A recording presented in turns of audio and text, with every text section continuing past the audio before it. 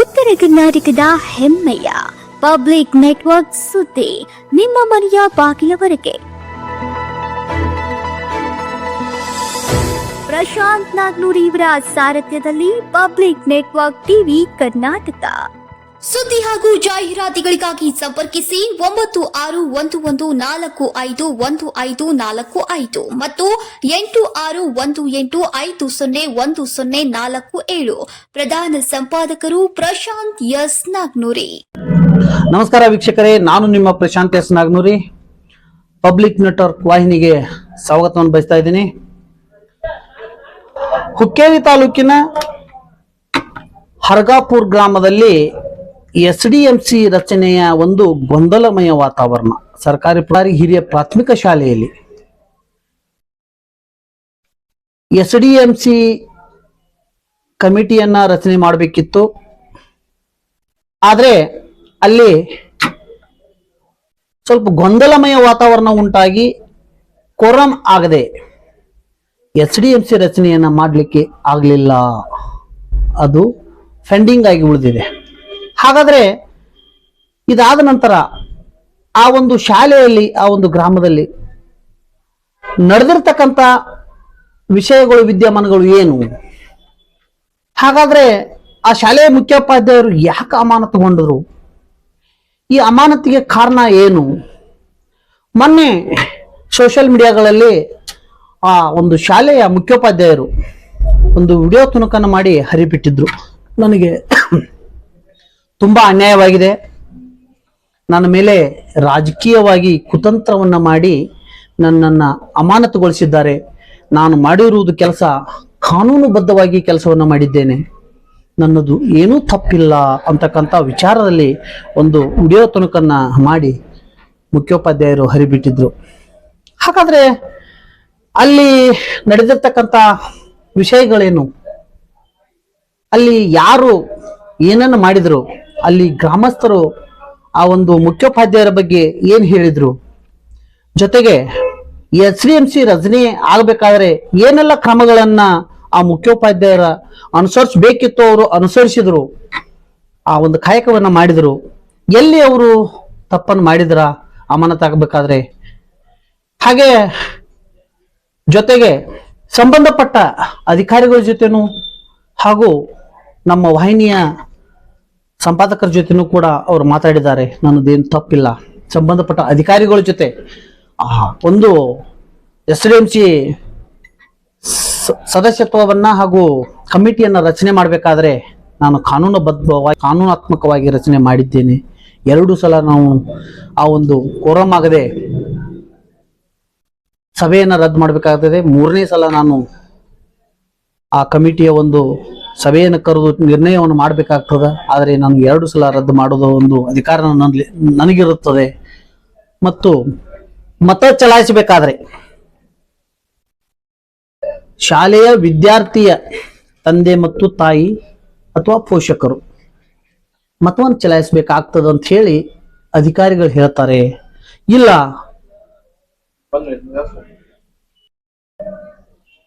ವಿದ್ಯಾರ್ಥಿಯ ಮಗುವಿನ ತಂದೆ ಅಥವಾ ತಾಯಿ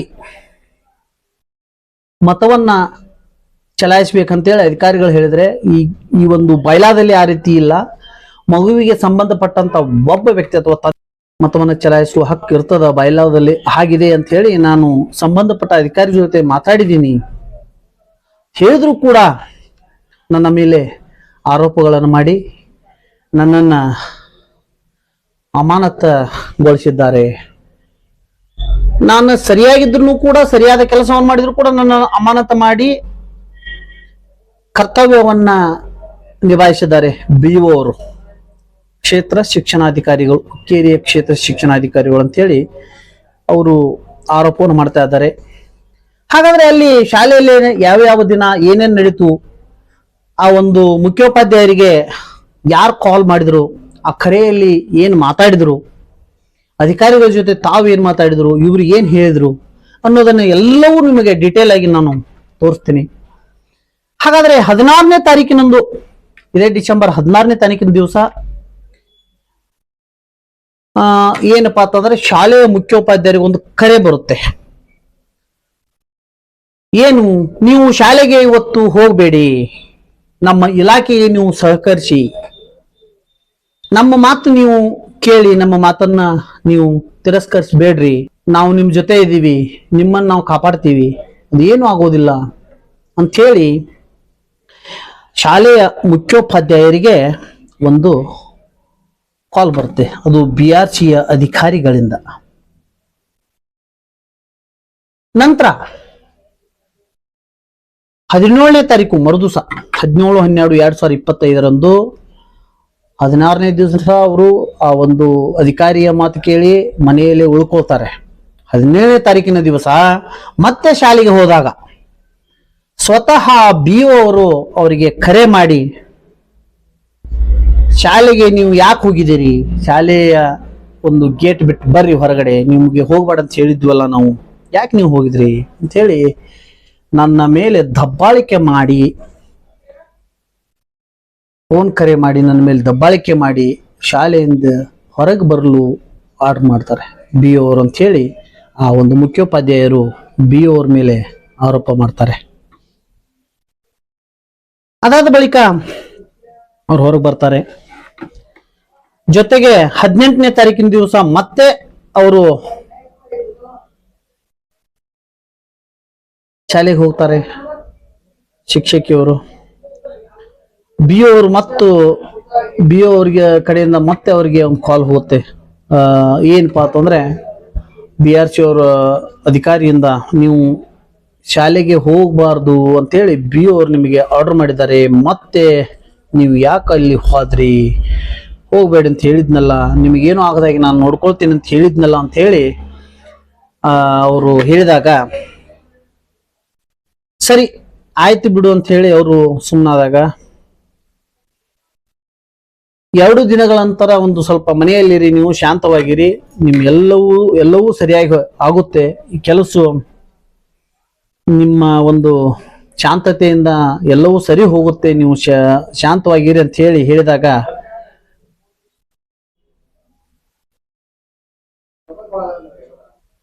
ನಾಲ್ಕು ಗಂಟೆಗೆ, ಅದೇ 18ನೇ ತಾರೀಕಿನ ದಿವಸ 4 ಗಂಟೆಗೆ ಅವರಿಗೆ ಅಮಾನತ್ ಆರ್ಡರ್ ಬಂದ್ಬಿಡುತ್ತೆ. ಆದೇಶ ಪ್ರತಿ ಅವರಿಗೆ ಹೋಗುತ್ತೆ, ಅವರನ್ನ ಅಮಾನತ್ ಮಾಡಲಾಗುತ್ತೆ. ಈ ಎಲ್ಲವೂ ವಿಷಯವನ್ನು ಒಳಗೊಂಡಂತ ಒಂದು ರೂಪರೇಷೆಗಳಲ್ಲಿ ಅವರನ್ನ ಅಮಾನತ ಮಾಡ್ತಾರೆ. ಅಮಾನತ್ ಆರ್ಡರ್ ಕಾಪಿ ಅವರು ತಗೊಂಡಾಗ ಆ ಒಂದು ಮುಖ್ಯೋಪಾಧ್ಯಾಯರು ಕೂಡಲೇ ಒಂದು ವಿಡಿಯೋವನ್ನು ಮಾಡಿ ಸಾಮಾಜಿಕ ಜಾಲತಾಣಗಳಲ್ಲಿ ಹರಿಬಿಡ್ತಾರೆ. ನನಗೆ ಅನ್ಯಾಯವಾಗಿದೆ, ನನಗೆ ನ್ಯಾಯ ದೊರಕಿಸಬೇಕು, ನನಗ ರಾಜಕೀಯ ವ್ಯಕ್ತಿಗಳ ಒತ್ತಡದಿಂದ ನನಗೆ ಅನ್ಯಾಯವಾಗಿದೆ, ನನಗೆ ಅಮಾನತ್ ಮಾಡಿದ್ದಾರೆ, ನಾನು ಏನೂ ತಪ್ಪ ಮಾಡಿಲ್ಲ ಅಂತಕ್ಕಂಥ ಒಂದು ವಿಡಿಯೋ ಸಾಮಾಜಿಕ ಜಾಲತಾಣಗಳಲ್ಲಿ ಅವರು ಹರಿಬಿಟ್ಟಾಗ, ಈ ನನಗೆ ನ್ಯಾಯ ಸಿಗಲಿಲ್ಲ, ನನಗೆ ನ್ಯಾಯ ದೊರಕದೇ ಹೋದ್ರೆ ನಾನು ಬದುಕುವುದಿಲ್ಲ, ನನಗೆ ಅವಮಾನವಾಗಿದೆ, ನಾನು ಬದುಕುವುದಿಲ್ಲ ಅಂತ ಹೇಳಿ ನೇರವಾಗಿ ಅವರು ಆರೋಪವನ್ನು ಮಾಡ್ತಾರೆ. ಈ ಎಲ್ಲವನ್ನ ನಾವು ವೀಕ್ಷಿಸಿದಾಗ ಅವರು ಬಿಟ್ಟಂತ ವಿಡಿಯೋಗಳನ್ನ, ಸಾಮಾಜಿಕ ಜಾಲಗಳಲ್ಲಿ ಬಿಟ್ಟಂತ ವಿಡಿಯೋಗಳನ್ನ ಸಂಬಂಧಪಟ್ಟ ಮಹಿಳಾ ಸಂಘದ ರಾಜ್ಯಾಧ್ಯಕ್ಷರು ಇರ್ಬೋದು, MLC ಅವರು ಇರ್ಬೋದು, ಅವರಿಗೆ ಕರೆ ಮಾಡಿ ಏನ್ ಮಾತಾಡಿದ್ರು. ರೋಷನ್ ಗೌಡ ಅಖಿಲ ಕರ್ನಾಟಕ ರಾಜ್ಯ ಸರ್ಕಾರ ನೌಕರ ಸಂಘದ ಮಹಿಳಾ ನೌಕರ ಸಂಘದ ರಾಜ್ಯಾಧ್ಯಕ್ಷರು ಕೂಡ ಆ ಒಂದು ಮುಖ್ಯೋಪಾಧ್ಯಾಯರ ಜೊತೆ ಮಾತಾಡ್ತಾರೆ. ನಿಮ್ಮ ಒಂದು ವಿಡಿಯೋ ನೋಡಿದೀವಿ ಮೇಡಮ್, ನೀವು ಯಾವುದಕ್ಕೂ ಭಯ ಪಡಬೇಡಿ, ನಿಮ್ಮ ಜೊತೆ ನಾವಿದ್ದೀವಿ. ಈ ಒಂದು ಸಂಘಟನೆ ಮಹಿಳೆಯರಿಗಾಗಿ ಮತ್ತು ಮಹಿಳೆಯರಿಗೋಸ್ಕರ ಈ ಒಂದು ಸಂಘಟನೆ ಇರೋದು. ಎಲ್ಲಿ ಅನ್ಯಾಯವಿದೆ ಅಲ್ಲಿ ನಾವಿರ್ತೀವಿ. ಈ ಎಲ್ಲ ವಿಷಯವನ್ನು ನಾವು ತಿಳ್ಕೊಂಡಿದ್ದೀವಿ, ನೀವು ಧೈರ್ಯದಿಂದ ಇರಿ ಅಂತ ಹೇಳಿ ಆ ಒಂದು ಶಾಲೆಯ ಮುಖ್ಯೋಪಾಧ್ಯಾಯರಿಗೆ ಧೈರ್ಯವನ್ನು ಕೊಡ್ತಕ್ಕಂಥ ರೋಷನ್ ಗೌಡ ಅಖಿಲ ಕರ್ನಾಟಕ ರಾಜ್ಯ ಸರ್ಕಾರಿ ಮಹಿಳಾ ನೌಕರ ಸಂಘದ ರಾಜ್ಯಾಧ್ಯಕ್ಷರು ಹೇಳ್ತಾರೆ. ಅದಾದ ನಂತರ MLC ಅವರು ಹನುಮಂತ್ ನಿರಾಣಿ ಅವರು ಕೂಡ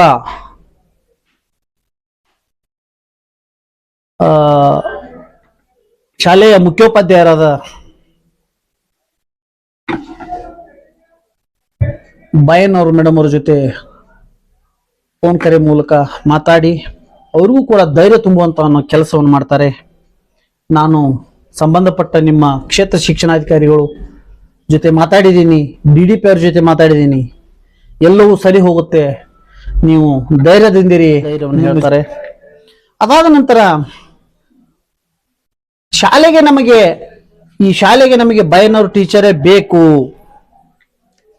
ಅವರು ಬಂದಾಗಿನಿಂದ ಇಲ್ಲಿ ಒಳ್ಳೆಯ ಕೆಲಸಗಳಾಗಿವೆ, ನಮ್ಮ ಶಾಲಾ ಮಕ್ಕಳು ಶಿಕ್ಷಣದಲ್ಲಿ ಪ್ರಗತಿಯನ್ನ ಕಾಣ್ತಾ ಇದೆ ಅಂತ ಹೇಳಿ ಅಲ್ಲಿಯ ಗ್ರಾಮಸ್ಥರು ಶಾಲೆಯ ಮುಂದುಗಡೆ ನಿಂತು ಒಂದು ಹೇಳಿಕೆಯನ್ನ ಕೊಡ್ತಾರೆ. ಇದು ತಮ್ಮ ರಾಜಕೀಯ ವ್ಯವಸ್ಥೆಯನ್ನ ಮಾಡ್ಕೋರ್ಗೋಸ್ಕರ ಈ ಒಂದು ಶಾಲೆಯಲ್ಲಿ ರಾಜಕೀಯವನ್ನು ಮಾಡ್ತಾ ಇದ್ದಾರೆ, ಈ ಶಾಲೆಯ ವಾತಾವರಣವನ್ನ ಕೆಡಿಸ್ತಾ ಇದ್ದಾರೆ. ಅವರು ನಮ್ಮ ಶಾಲೆಗೆ ಒಳ್ಳೆಯ ಶಿಕ್ಷಕಿಯಾಗಿ ಸೇವೆಯನ್ನು ಸಲ್ಲಿಸ್ತಾ ಇದ್ದಾರೆ, ನಮಗೆ ಅದೇ ಶಿಕ್ಷಕಿಯನ್ನ ನಮ್ಮ ಶಾಲೆಗೆ ಇರಬೇಕು, ಅವರೇ ನಮ್ಮ ಶಾಲೆಯಲ್ಲಿ ಉಳ್ಕೊಳ್ಬೇಕು ಅಂತಕ್ಕಂಥ ಒಂದು ಆಗ್ರಹವನ್ನು ಕೂಡ ಮಾಡಿ ವಿಡಿಯೋ ತುಣುಕನ್ನು ಬಿಡ್ತಾರೆ. ವೀಕ್ಷಕರೇ, ಹಾಗಾದ್ರೆ ಇಲ್ಲಿ ಯಾರು ರಾಜಕೀಯ ಮಾಡಿದ್ರು, ಯಾರಿಂದ ಯಾವ ರಾಜಕೀಯ ಪ್ರಭಾವಿ ವ್ಯಕ್ತಿಗಳಿಂದ ಒತ್ತಡ ಬಂತು,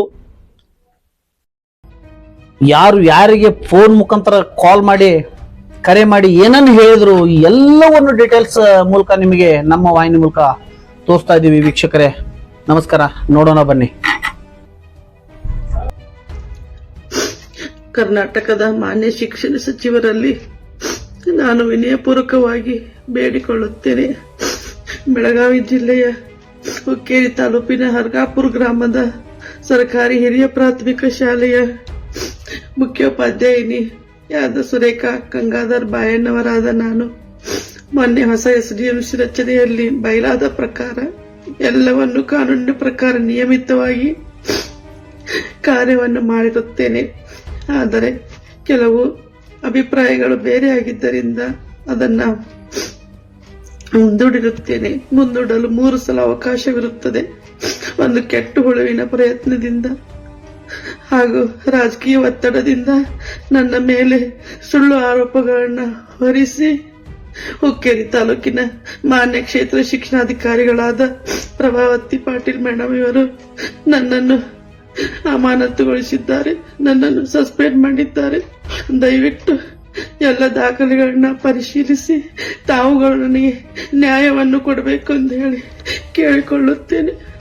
ನ್ಯಾಯ ಸಿಗದಿದ್ದರೆ ಬದುಕುವಂತ ಇಚ್ಛೆ ನನಗಿಲ್ಲ. ಪ್ರಾಮಾಣಿಕವಾಗಿ ದುಡಿದು 36 ವರ್ಷ ಸೇವೆಯನ್ನು ಸಲ್ಲಿಸಿದ್ದೇನೆ. ಮಕ್ಕಳೇ ನನ್ನ ದೇವರು, ಮಕ್ಕಳೇ ನನ್ನ ಅನ್ನದಾತರು ಅಂತ ಇಲ್ಲಿಯವರೆಗೂ ಮಕ್ಕಳಿಗಾಗಿ ದುಡಿದಿದ್ದೇನೆ. ದಯವಿಟ್ಟು ನನಗೆ ನ್ಯಾಯವನ್ನು ಸಲ್ಲಿಸಿ.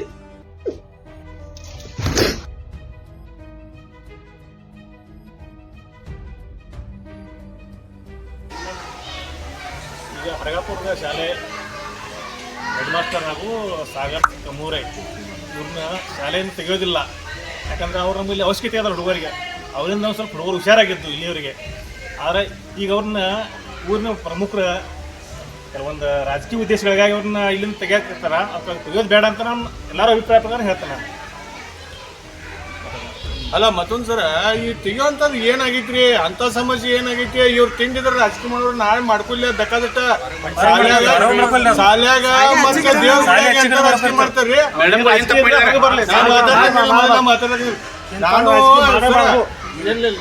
ನಾನು SDMC ಚೇರ್ಮನ್ ಆಗಿದ್ದ, ನಾನು ಏನೇನೋ ಮಾಡಿಕೊಟ್ಟಿದ್ದೇನೆ. ನಾವ್ ಯಾವಾಗ ಹಿಂಗ್ ಮಾಡಿಲ್ಲ. ಇದು ಖಾಸಗಿ ಸಣ್ಣ ಒಂದು SDMC ಚೇರ್ಮನ್ ಸಂಬಂಧ, ವೈಸ್ ಚೇರ್ಮನ್ ಸಂಬಂಧ, ಮೆಂಬರ್ ಸಂಬಂಧ ಏನ್ ಕತ್ತಿರಿದ ಅವ್ರನ್ನೆಲ್ಲ ತೆಗಿಯೋದ್ರ ಕೀಲೆ ಹಾಕ್ತಾನು. ಮತ್ತೆ ರೈತ ಸಂಘಟನೆ ತಗೊಂಬಂದ ಈ ಪೂರಾ ಸಾಲಿಗೆ ಕೀಲೆ ಹಾಕ್ತಾನು. ನಮ್ಮ ಹುಡುಗರು ಹೇಳಿ ಬೇರೆ ಕಡೆ ಹಚ್ಬಿಡ್ತೀವಿ.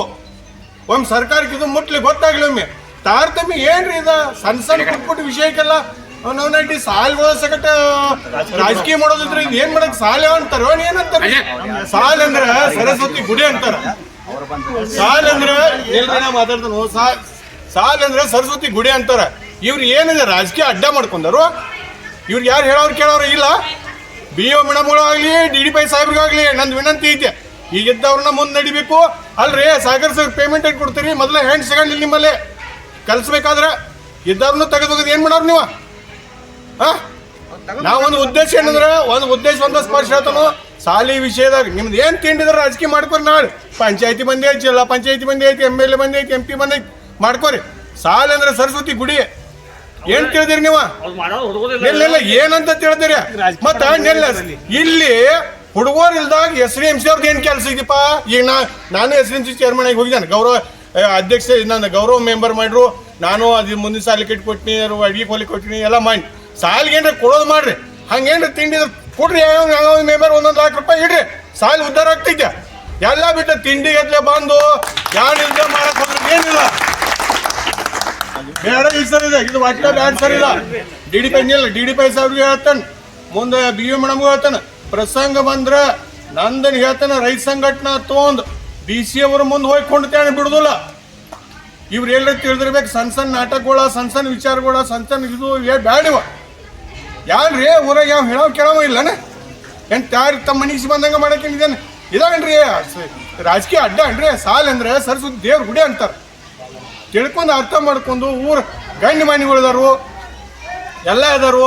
ಅದನ್ನೆಲ್ಲ ಬಿಟ್ಟು ಇದನ್ನೆಲ್ಲ ಇಂಥದ್ದು ಮಾಡ್ಕೋತ ಕೂತ್ರಿ ಇದೇನು ನನಗೇನು ಸರಿ ಅನ್ಸೋಲ್ಲ. ಇದ್ದವ್ರೆಲ್ಲರೂ ಕಂಟಿನ್ಯೂ ಮುಂದೆ ನಡಿಬೇಕು.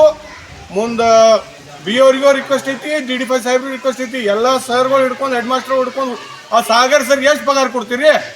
ಅವೇ ನಿಮ್ಮ ಗೌರ್ಮೆಂಟ್ ನೌಕರದಾರ? ಅವ್ಗೆ ಎಷ್ಟು ಪಗಾರ ಕೊಡ್ತೀರಿ ನೀವು? ಅವ ಬಿಟ್ಟು ಹೋದಂದ್ರೆ ಇಲ್ಲಿ ಸಾಲಿ ಹುಡುಗರು ಕಲ್ಸವ್ರು ಯಾರು? ಇನ್ನ ಮೂರು ವೇಕೆನ್ಸಿ ಬೇಕು ಕೊಡ್ರಿ ನೋಡೋಣ. ಅದನ್ನ ಬಿಡ್ತೀರಿ? ಆಗ್ರಿ ನೀವು SDMC ಮೆಂಬರ್ ಆಗ್ರಿ, ಅಧ್ಯಕ್ಷ ಆಗ್ರಿ. ಆಗ್ರಿ. ಯಾವ ಅಧ್ಯಕ್ಷ ಹಂಗಂದ್ರಿಪ್ಪ? ಬರ್ರಿ ಮುಂದೆ ಬರ್ರಿ, ಮುಂದೆ ಬರ್ರಿ. ಯಾವ ಅಧ್ಯಕ್ಷ ನಾನು 1 ಲಕ್ಷ 1,10,000 ಕೊಡ್ತಾರ ಅವ ಅಧ್ಯಕ್ಷ. ಯಾವ ಬರ್ರಿ ಮೆಂಬರ್ ಅದ ಹೇಗೆ ಹೇಳಂಗಿಲ್ಲ. ಮೆಂಬರ್ ಆಗ 50,000 ಮಂದಿ ಅದು ಯಾವ ಮೆಂಬರ್ ಆಗ್ಲಿ ಇಟ್ಟೆಲ್ಲ ರೊಕ್ಕ ಕೊಡ್ಲಿ. ಮುಂದೆ ಅವ್ರು ಮಾಡ್ಕೊಳ್ಳಿ, SDMC ಮೆಂಬರ್ ಮಾಡ್ಕೊಳ್ಳಿ, ಚೇರ್ಮನ್ಗೆ ಮಾಡ್ಕೊಳ್ಳಿ, ದುನಿಯಾ ಮಾಡ್ಕೊಳ್ಳಿ.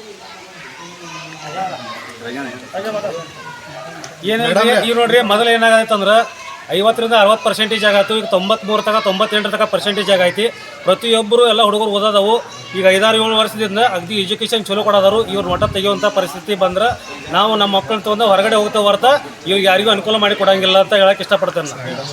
ಮೇಡಮ್ಗಳು ಯಾವುದೇ ಪರಿಸ್ಥಿತಿ ಒಳಗೆ ತೆಗೆಯುವಂಥ ಕೆಲಸ ಆಗಬಾರ್ದು. ಹೆಡ್ ಮಾಸ್ಟರ್ ಇಲ್ಲೇ ಇರಬೇಕು, ಸಾಗರ್ ಇಲ್ಲೇ ಇರಬೇಕು. ಯಾಕಂದ್ರೆ ಇವ್ರು ಇಬ್ರು ತೆಗೆಯುವಂಥ ಕೆಲಸ ಆದ್ರೆ ನಮ್ಮ ಹುಡುಗರು ತೊಗೊಂಡು ನಾವು ಹೊರಗೆ ಹೋಗ್ತೇವೆ. ಯಾವುದೇ ಬೇಡ ಅಂತ ತಪ್ಪು ಮಾಡಕ್ ನೀವು ಮಾಡಬೇಡ್ರಿ. ಮೇಡಮ್ ರೀ, ನಿಮಗೆ ಒಂದು ವಿನಂತಿ ರೀ. ನಮ್ದ ನಾವು ಇಲ್ಲೇ ಹೊರಗೆ ಹೋಗ ಅನ್ನೋ ತಕ ನೀವು ಹೊರಗೆ ಹೋಗೋದಿಲ್ರಿ. ಯಾವ BO ಮೇಡಮ್ ಹೇಳ್ರಿ, DDP ಹೇಳ್ರಿ, ಏನೇ ಹೇಳ್ರಿ. ಯಾಕಂದ್ರೆ ನೀವು ಹೋದ್ರಿ ಅಂದ್ರೆ ನಮ್ಮ ಹುಡುಗರ ಹೆಸರು ತೆಗೆದು ಕೊಟ್ಟ ನೀವು ಹೊರಗೆ ಹೋಗ್ಬೇಕ್ರಿ. ಇದು ನಮ್ದು ಒಂದು ವಿನಂತಿ ರೀ. ಯಾರ ಬಂದ್ರೆ ಯಾವ್ದೇ ಪರಿಸ್ಥಿತಿಯಾಗಿ ಏನ ಬಂದ್ರೆ ಬಿ ನಾವು ನೋಡ್ಕೊಕ್ ರೆಡಿ ಇದ್ದೀವಿ.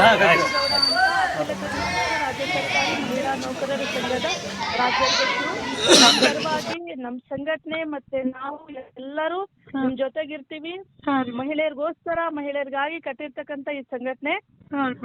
ಆಮೇಲೆ ಈಗಾಗಲೇ ನಾನು ನಿಮ್ಮ DDP ಸರ್ಗೆ ಮತ್ತೆ ನಿಮ್ಮ BO ಮೇಡಮ್ಗೂ ಕೂಡ ಮಾತಾಡಿದೀವಿ. ನಿಮ್ಗೆ ಯಾವುದೇ ರೀತಿಯ ಅನ್ಯಾಯವನ್ನು ಆಗ್ಬಾರ್ದು ಅಂತ ಕೂಡ ಮಾತಾಡಿದೀನಿ. ಆಮೇಲೆ ನೀವು ನಾನು ಪರ್ಸನಲಿ ಹೇಳ್ಬೇಕು ಅಂತಂದ್ರೆ ನೀವು ಒಳ್ಳೆ ಕೆಲಸ ಮಾಡಿದ್ದೀರಿ. ಆಮೇಲೆ ಶಿಕ್ಷಣ ಮಂತ್ರಿಗಳು ಕೂಡ ತುಂಬಾ ಒಳ್ಳೆಯ ಮಂತ್ರಿಗಳು ಆಗಿರೋದ್ರಿಂದ ಅವ್ರು ಇಮಿಡಿಯೇಟ್ ಆಗಿ ರೆಸ್ಪಾನ್ಸ್ ಮಾಡ್ತಾರೆ.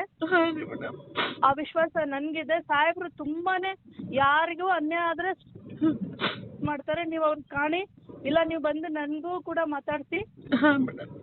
ಸಾಧ್ಯ ಆದ್ರೆ ನಾನು ಬಂದು ನಿಮ್ಗೆ ಮಾತಾಡಿಸ್ತೀನಿ. ಬಟ್ ವಿಚಾರ ಎಲ್ಲ ಹಾಕಿ ನನಗೆ ನಾನು ಮಾತಾಡಿಸ್ತೀನಿ. ಬಟ್ ನೀವು ಧೈರ್ಯವಾಗಿರ್ಬೇಕು, ನಿಮ್ ಜೊತೆ ನಾವಿದ್ದೀವಿ. ಆಯ್ತಾ? ಸೊ ಇನ್ನೊಂದು ಹೇಳ್ಬೇಕು ಅಂದ್ರೆ ಈ ತರ ಯೋಚನೆ ಯಾವತ್ತೂ ಮಾಡಬೇಡಿ. ಆಯ್ತಾ? ಹಾ, ನಾನು 36 ವರ್ಷ ಸರ್ವಿಸ್ ಆಗಿದ್ರಿ ಮೇಡಮ್. ನಂಗೆ ಶಾಲೆ ಅಂದ್ರೆ ನನ್ನ ಪ್ರಪಂಚ ರೀ. ಮಕ್ಕಳು ನನ್ನ ದೇವ್ರಂತ ಇಟ್ಕೊಂಡು ಪ್ರಾಮಾಣಿಕವಾಗಿ ನಾ ಕೆಲಸ ಮಾಡಿದೀನ್ರಿ ಮೇಡಮ್. ನಿಜ ನಿಜ ನಾನು ನೋಡಿ ನನಗೆ ತುಂಬಾ ಬೇಜಾರು ಕೂಡ ಆಯ್ತು. ಕೆಲವೊಂದ್ಸಲ ಏನಾಗುತ್ತೆ ಅಂದ್ರೆ ಮಿಸ್ಅಂಡರ್ಸ್ಟ್ಯಾಂಡಿಂಗ್ ಆಗುತ್ತೆ, ಕೆಲವೊಂದ್ಸಲ ಅಧಿಕಾರಿಗಳಿಗೆ ಪ್ರಾಪರ್ ಗೊತ್ತಿರಲ್ಲ. ಸೊ ಆ ಟೈಮಲ್ಲಿ ನೀವು ಧೈರ್ಯದಿಂದ ಅದನ್ನ ಫೇಸ್ ಮಾಡಬೇಕು. ನೀವು ಸಡನ್ಲಿ ಇಷ್ಟು ಡಿಪ್ರೆಷನ್ಗೆ ಹೋಗ್ಬಾರ್ದು. ಇಲ್ಲ ಮೇಡಮ್, ನನ್ನ ಸರ್ವಿಸ್ನೊಳಗೆ ಯಾವುದೇ ರೀತಿ ಈ ರೀತಿ ನಂಗೆ ಫಸ್ಟ್ ಟೈಮ್ ರೀ ಮೇಡಮ್ ಇದು ಬಂದದ್ದು. ಹೌದು ಹೌದು, ಬಹಳ ಬೇಜಾರಾಗತ್ತೆ. ಸಡನ್ಲಿ ಇಷ್ಟು ಒಳ್ಳೆ ವರ್ಕರ್ಗೆ ಒಂಥರ ಮಾನಸಿಕ ಕುಸಿತ ಬಂದ್ಬಿಡುತ್ತೆ. ಸೊ ನಮ್ಗೆ ಏನಪ್ಪ ಈ ತರ ನಾವು ಇಷ್ಟು ಸರ್ವಿಸ್ ಅಲ್ಲಿ ನಮ್ಗೆ ಯಾರು ಈ ತರ ಇದ್ ಮಾಡಿರ್ಲಿಲ್ಲ ಅಂತ ಒಂದೊಂದ್ಸಲ ಕೆಟ್ಟ ಸಮಯ ಅಂತ ಬಂದ್ಬಿಟ್ಟಿರುತ್ತೆ. ಅದಕ್ಕೆ ನಾವು ಸ್ವಲ್ಪ ಧೈರ್ಯದಿಂದ ಅದು ಎದುರಿಸ್ಬೇಕು ಅಂತ ನಾನ್ ಹೇಳ್ತಾ ಇದ್ದೀನಿ. ನೀವು ಧೈರ್ಯದಿಂದ ಇರಿ, ನಿಮ್ ಜೊತೆ ನಾನಿದ್ದೀನಿ, ನಮ್ ಸಂಘಟನೆ ಇದೆ.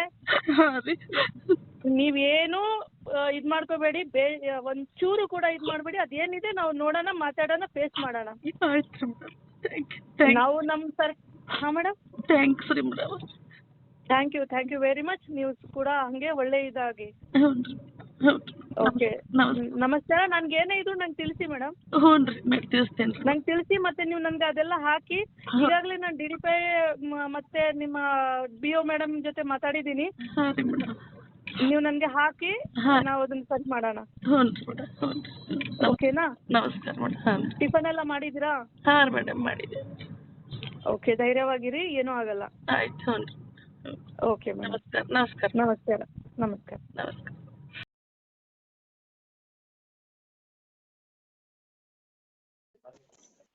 ಹಲೋ, ನಮಸ್ಕಾರ ಸರ್. ನಮಸ್ಕಾರ ರೀ. ಸರ್, ನಂಗೆ ರಾಜ್ಯ ಸರ್ಕಾರಿ ನೌಕರ ಮಹಿಳಾ ಸಂಘದ ಅಧ್ಯಕ್ಷರ ರೋಶಿನಿ ಗೌಡ ಮೇಡಮ್ ಅವ್ರು ತಮ್ಮ ನಂಬರ್ ಕೊಟ್ರು ಸರ್. ಹ್ಞೂನ್ರಿ. ನಾನು ಬೆಳಗಾವಿ ಜಿಲ್ಲಾ ಹುಕ್ಕೇರಿ ತಾಲೂಕ್ ಹರಗಾಪುರ. ಹೌದು, ಹೇಳಿದ್ರು ಹಿಂಗೇನ ಪ್ರಾಬ್ಲಮ್ ಆಗ್ಯದ, ಅವ್ರಿಗೆ ಹೆಲ್ಪ್ ಮಾಡಿದಾಗ ಫೋನ್ ಮಾಡಿದ್ರು. ಹ್ಞೂನ್ರಿ ಸರ್. ಹಾ, ಸರ್, ಏನದು? ಸರ್, ನಾನು ಇದನ್ನ ನೋಡಿದೆ, ಅದು ವಾಟ್ಸಪ್ ನಲ್ಲಿ. ಹಾ ಸರ್. ಹಾ, ಸರ್, DDPI BO ಅವ್ರಿಗೆ ಮಾತಾಡಿದೆ, ಅದನ್ನ ನೋಡಿ ನಾನು ಬೆಳಿಗ್ಗೆ ಇದು ಬಂದಿತ್ತು. ಅದು ಹ್ಞೂನ್ರಿ ಸರ್. ಗ್ರೂಪ್ ನಲ್ಲಿ ಏನೋ ಹಾಕಿದಾರಲ್ಲ ನೀವು. ಹೌದ್ ಸರ್. ಹ್ಮ್. ನಂಗೆ ಹೆಲ್ಪ್ ಮಾಡ್ಬೇಕು ಸರ್, ಪ್ಲೀಸ್ ರೀ ನೀವು. ಮಾತಾಡ್ತೀನಿ, ನಾ DDPI ಮತ್ತು BO ಅವ್ರಿಗೆ ಮಾತಾಡ್ತೀನಿ. ಹಾ ಸರ್, ನಂದೇನು ಆಲ್ರೆಡಿ ನಾ ಮಾತಾಡಿದೀನಿ ಇವಾಗ. ಹಾ ಸರ್. ಅದನ್ನ ನೋಡಿದ್ರ ನಾ ಮಾತಾಡಿದೆ. ಹಾ ಸರ್. ಮಾತಾಡಿದ್ಮೇಲೆ ಇವರು ಹೇಳಿದ್ರು, ನಿಮ್ ಕ್ಷೇತ್ರ ಬರ್ತದ ನೋಡ್ರಿ ಅಂತ ಹೇಳಿ. ಹ್ಞೂನ್ರಿ ಸರ್. ಆಯ್ತು ರೀ ಅಂತ ಹೇಳಿ ಮಾತಾಡಿ. ಹಾ ಸರ್, ನೀವು ಹೆಂಗಾರು ಮಾಡಿ ಸರ್, ಅದನ್ನ ಸಸ್ಪೆಂಡ್ ಆರ್ಡರ್ ರದ್ದು ಮಾಡಿಸ್ಬೇಕ್ರಿ ಸರ್. ಅದೇ ರಿವೋಕ್ ಮಾಡ್ಬೇಕು. ಹ್ಞೂನ್ರಿ ಸರ್. ಸರ್, ರದ್ದು ಮಾಡಿಸ್ಬೇಕು ಸರ್. SDMC ಏನದು ನೀವು ರಚನೆ ಮಾಡಿರ ಅಥವಾ ಏನೋ ಪೆಂಡಿಂಗ್ ಅದ? ಪೆಂಡಿಂಗ್ ಅದ ರೀ ಸರ್, ರಚನೆ ಮಾಡಿಲ್ಲ ಸರ್. ಕೋರ್ಟ್ ಹೋಗಿದಾರ ಅವ್ರು? ಇಲ್ಲ ಸರ್, ಕೋರ್ಟಿಗೆ ಹೋಗಿಲ್ಲ ಸರ್. ಅವ್ರ BO ಮೇಡಮ್ ಅವ್ರಿಗೆ ಹೇಳಿ ಇವರಿಂದ ರದ್ದಾಯ್ತು ಅಂತ ಹೇಳಿ ಏನ್ ಮಾಡಿರಿ ಸರ್, ಅದನ್ನ ಸಸ್ಪೆಂಡ್ ಮಾಡಿಸಿದಾರ ಸರ್. ನಾನು ಎಲ್ಲಾ ನಿಯಮ ಪ್ರಕಾರ ಮಾಡೋಣ ಸರ್. ಏನೇನ್ ಬೈಲಾದೊಳಗೆ ಏನೇನ್ ಐತೆ ಸರ್, ಹಂಗ ಮಾಡಿದೇನಿ ಸರ್. ಅದ ಪ್ರಕಾರ ಮಾಡಿದೇನ್ರಿ. ಅವ್ರ ನಾವ್ ಮುಂದೂಡ್ಲಿಕ್ ಕಾರಣ ಅಂತಂದ್ರ ಸರ್, ಒಂದ್ ಮಗುವಿಗೆ ಒಬ್ರು ಪಾಲಕರು ಓಟ್ ಹಾಕೋದು ಅಥವಾ ಒಂದ್ ಮಗುವಿಗೆ ಇಬ್ರು ಪಾಲಕರು ಓಟ್ ಹಾಕೋದು ಅಲ್ಲಿ ಕನ್ಫ್ಯೂಸ್ ಆದ್ ಸರ್, ನನಗೆ ಮತ್ತ್ ಇಲಾಖೆಯವ್ರ ನಡುವೆ ಸರ್. ಅದಕ್ಕ ಅನ್ಯಾಯ ಆಗ್ಬಾರ್ದು ಅಂತ ಹೇಳಿ ಏನ್ ಮಾಡಿದ್ವಿ ಸರ್, ಅದ್ ರದ್ದುಗೊಳಿಸಕ್ 2 ಸಲ ರದ್ದುಗೊಳಿಸಬಹುದು ಸರ್. ಅದರಿಂದ ಮುಂದ್ ಹಾಕಿದೀವಿ ಸರ್. ಮುಂದಿನ ತಾರೀಕ್ ಅನೌನ್ಸ್ ಮಾಡಿದೀವ್ರಿ ಸರ್. ಅಲ್ಲಿ ಪವನ್ ಪಾಟೀಲ್ ಅಂತ ಹೇಳಿ ಒಬ್ರು ಅದಾರ ಸರ್. ಅವ್ರಿದ್ದವ್ರು ನಾನು ಪಾಲಕರಿಗೆ ಬಹಳ ಖರ್ಚು ಮಾಡಿದ್ದೆ, ರೊಕ್ಕ ಎಲ್ಲಾ ಕೊಟ್ಟಿದ್ದೆ, ಊಟ ಎಲ್ಲಾ ಮಾಡಿಸಿ ಇದನ್ ಮಾಡಿದ್ದೆ, ನಿಮ್ಮಿಂದ ನಂಗ ನಷ್ಟ ಆಯ್ತು ಅಂತ ಹೇಳಿ ಅವ್ರ BO ಅವ್ರ ಮುಂದೆ ಹೋಗಿ ಕುತ್ಕೊಂಡು ಸರ್ ರಾಜಕೀಯ ಒತ್ತಡ ತಂದ್ರಿ ಸರ್. ನನಗ ಸಸ್ಪೆಂಡ್ ಮಾಡಿಸಿದ್ರಿ ಸರ್. ವಿಷಯ ಗೊತ್ತಾಗಿದ್ರಿ ಈಗ. ನಾನು DDPI BO ಮಾತಾಡಿದೀನಿ. ಹಾ ಸರ್. ನಾ ಹೇಳ್ತೀವ್ರಿ, ಅದನ್ನ ರಿವೋಕ್ ಮಾಡ್ಲಿಕ್ಕೆ ಹೇಳಿ. ಹ್ಞೂ ನೀವು ಧೈರ್ಯ ಆಗಿರ್ರಿ. ಸರ್. ಧೈರ್ಯದಿಂದ ಇರ್ಬೇಕು ಸರ್, ನೀವ ನನ್ ರಕ್ಷಣೆ ಮಾಡ್ಬೇಕು ಸರ್.